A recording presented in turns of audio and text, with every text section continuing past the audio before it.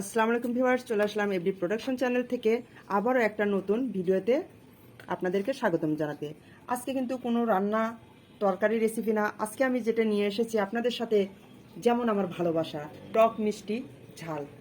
তো আজকে কাঁচা আমের আচার আমি আপনাদেরকে করে দেখাবো। আমি কিভাবে কাঁচা আমের টক মিষ্টি ঝালের আচার বানাই সেই রেসিপিটাই আজকে আপনাদের সাথে আমি শেয়ার করব। তো কোথাও যাবেন না, সাথে থাকুন, দেখতে থাকুন। আশা করি অবশ্যই আপনাদেরকে ভালো লাগবে। চলুন তাহলে দেখা যাক। আচার করার পর রোদে না দিয়ে ফ্রিজে না রেখে পুরা 1 বছর রাখতে পারবেন, সেই রেসিপিটাই আজকে আপনাদেরকে দেখাবো। এখনই কিন্তু উপযুক্ত সময় ঝাল মিষ্টি টকের যে আমের আচারটা সেটা এখনই করতে হবে। এখানে 4 কেজি আম নিয়েছি। এখন এটা ভালো করে ধুয়ে কেটে নেব। আমগুলো সুন্দরভাবে পরিষ্কার করে নেব ধুয়ে। আমগুলো আমি সুন্দর করে ধুয়ে নিয়েছি। এখন আমগুলো আমি কেটে নেব। আমি প্রথমে এই সাইডটা কেটে ফেলব, তারপরে এভাবে তো একটু একটু করে আটি হয়ে গেছে। আপনারা এভাবে বটি দিয়েও কেটে নিতে পারেন। আটিটা বাদ দিয়ে দেবো আমি। আপনারা এইভাবে লম্বালম্বি কাটতে পারেন, আবার এভাবেও কেটে নিতে পারেন। তো আমার মনে হচ্ছে আমের যে সাইজটা, এই আমগুলো এভাবে লম্বালম্বি করে কেটে নেওয়াই ভালো। আমি আরেকটি আম কেটে ফেলেছি, এই যে দেখুন। এভাবে সবগুলো আম কেটে নেব। এখনই কিন্তু উপযুক্ত সময় ঝাল মিষ্টি টক আমটা বানানোর। আচারের জন্য এই আমগুলো একদম পারফেক্ট, সুন্দর আটি হয়েছে এর ভিতরে, আবার কাটাও যাচ্ছে, খুব যে বেশি শক্ত তা না। তো আমগুলো কেটে নেওয়া শেষ। এখন আমি রোদে দিব। ছাদে আমগুলো রোদে দিয়েছি, এভাবে করে দেব। আমগুলো 4 থেকে 5 ঘন্টার মতো রোদ দেওয়া হয়ে গেছে। এখন আমি এইভাবে এক জায়গায় করে নেব। শুকিয়ে গেছে, অনেকটা শুকিয়ে গেছে এই যে। এখন এর ভিতরে দিয়ে দিব সামান্য পরিমাণ হলুদ, আর দিব সামান্য পরিমাণ লবণ। এখন আমি মিশিয়ে নেব। আজকে সারা রাত এভাবে রেখে দেব হলুদ আর লবণ দিয়ে, আগামীকাল আচার বানাবো। আবারও ছাদে আসতে হয়েছে। এই যে হলুদ লবণ আমে দেওয়ার পর আম থেকে আবারও পানি বের হয়েছে, সেজন্য আমি 1 ঘন্টার মতো রোদে আবার দিলাম। তো 5 ঘন্টা হয়ে গেল আমার আমটায় রোদ দেওয়া। এখন আমি নিয়ে যাব। তো দেখুন আমগুলো রেখে দিয়েছি। এখন আমি কিছু মশলা রেডি করে নিব। তার জন্য একটা ফ্রাই প্যান চুলায় তুলে দিয়ে গরম করে নিয়েছি। চুলাটা একবারে লো আঁচে রেখে দিয়েছি।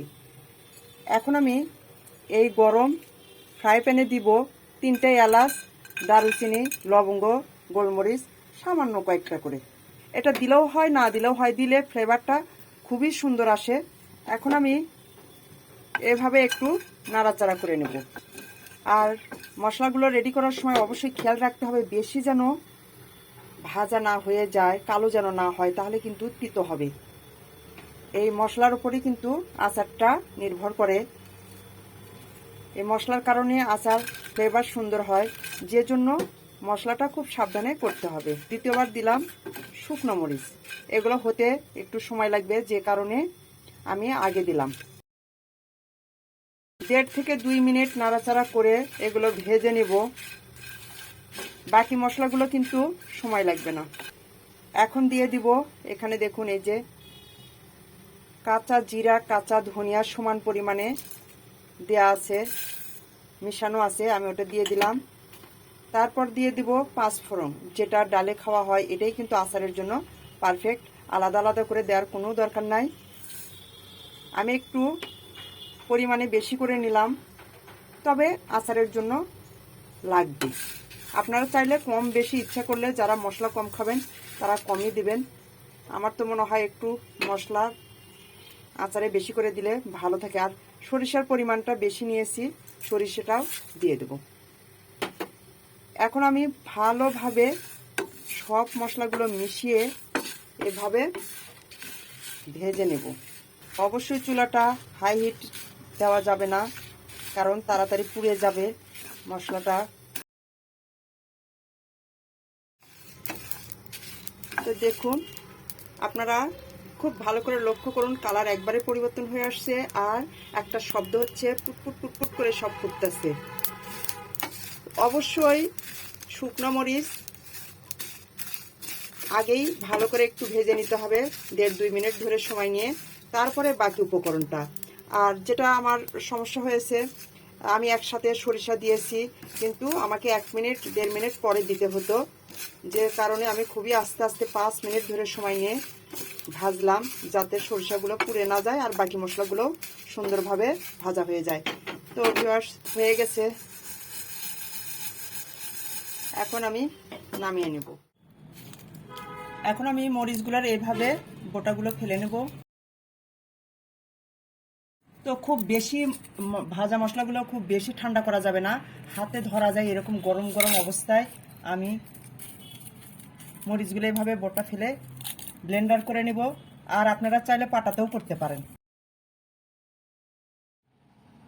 শুকনো মরিচ এভাবে গুঁড়ো করা হয়ে গেল, পুরো ঘর আচার আচার গন্ধ বের হয়ে গেছে মশলা রেডি করতেই। এগুলো একটু ঝেড়ে নিতে হবে, কারণ ময়লা থাকতে পারে।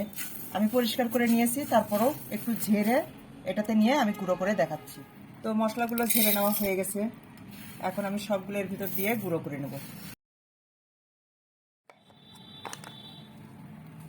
তো এই মশলাটাও গুঁড়ো করা হয়ে গেল আমার।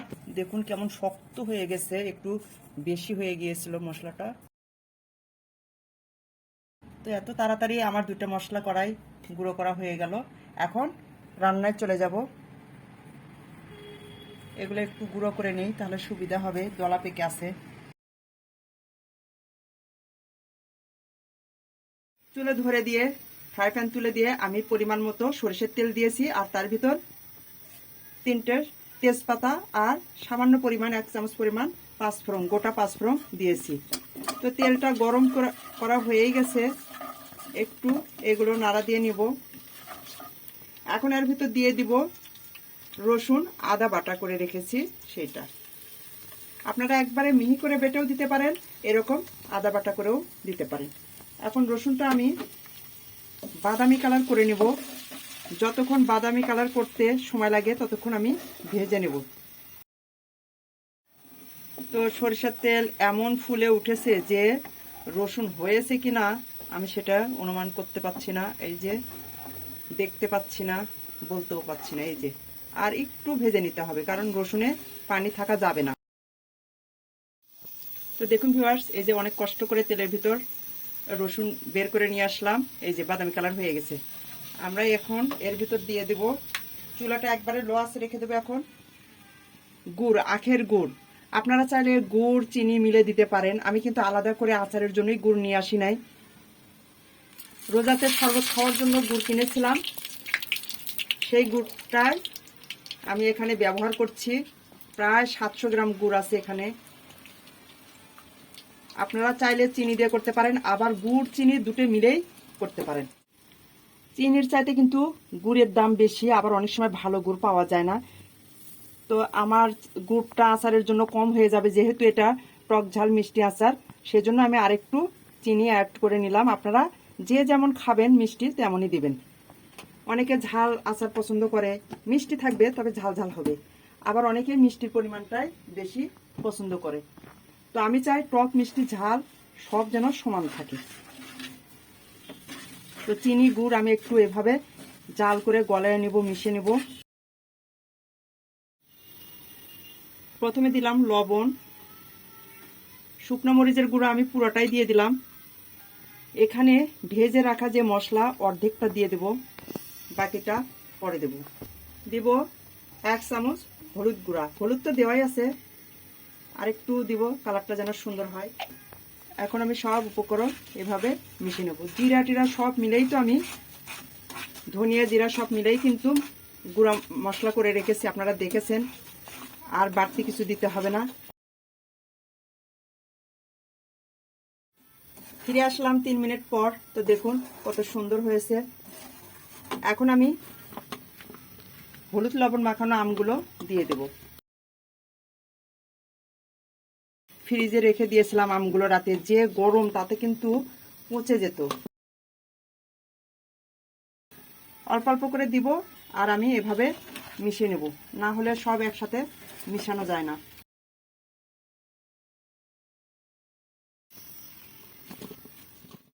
সবগুলো এভাবে মিশিয়ে নেব।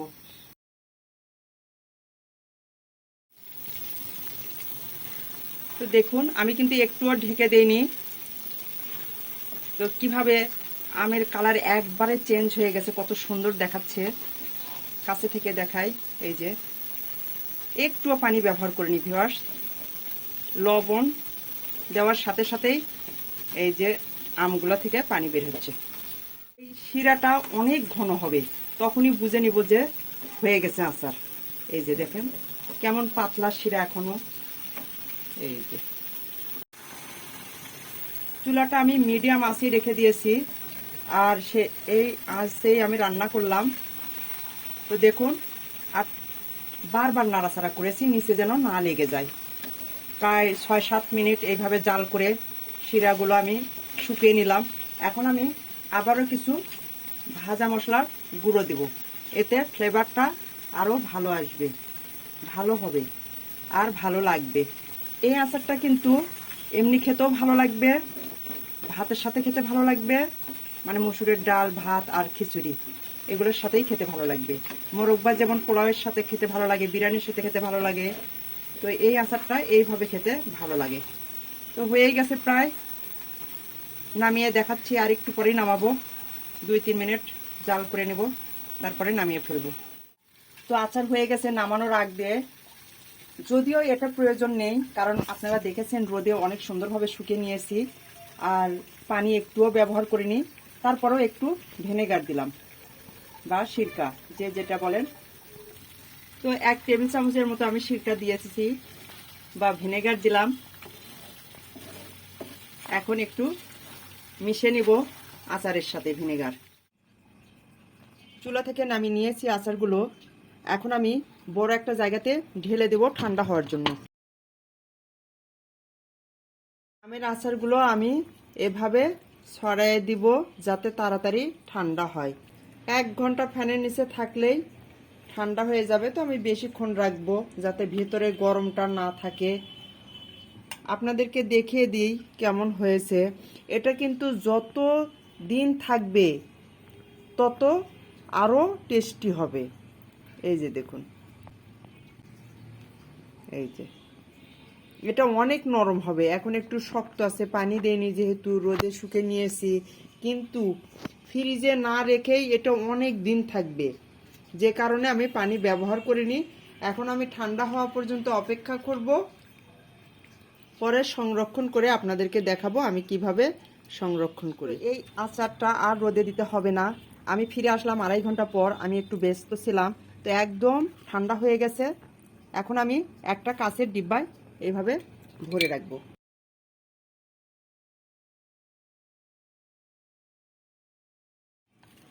যত দিন যাবে ততই কিন্তু এই আচারটা খেতে মজার হবে। আবারও বলি, এটা খাবেন মুসুর ডালের সঙ্গে, ভাতের সঙ্গে, খিচুড়ির সঙ্গে, আর এমনিতেও খেতে অনেক মজা। তো ভিউয়ার্স, আমি একটা কথা বলবো, অনুরোধ করব, যদি আমার এই রেসিপিটা ভালো লেগে থাকে, আমার ভিডিওটা যদি ভালো লেগে থাকে, তাহলে পরবর্তী যে ভিডিও আমি পোস্ট করব সেটা পেতে আপনারা অবশ্যই চ্যানেলটা সাবস্ক্রাইব করবেন, পেজে ফলো দেবেন। তাহলে আমি ভিডিও আপলোড করার সাথে সাথে আপনারা পেয়ে যাবেন। এটা আচারের ছোট ডিব্বা, এটাতে সব আচার ধরল না, আমি অন্য একটা ডিব্বায় রেখে দিব। এখন আমি এর ভিতরে কাঁচা সরিষার তেল, যেটা জাল করা ছাড়া, ওটা দিয়ে রাখবো। তাতে কি হবে, আমটা অনেক নরম হবে। আরও আচার মানেই তেল, তেলের যতই দাম হোক না কেন, আচার যারা পছন্দ করবে তেল ছাড়া আচার করতে পারবে না। এভাবে মুখটা বন্ধ করে রেখে দেব। আজকে আমি বিদায় নিচ্ছি। আবারও নতুন কোনো ভিডিও নিয়ে আপনাদের মাঝে হাজির হয়ে যাব। সে পর্যন্ত আপনারা ভালো থাকুন, সুস্থ থাকুন। আল্লাহ হাফেজ। আসসালামু আলাইকুম।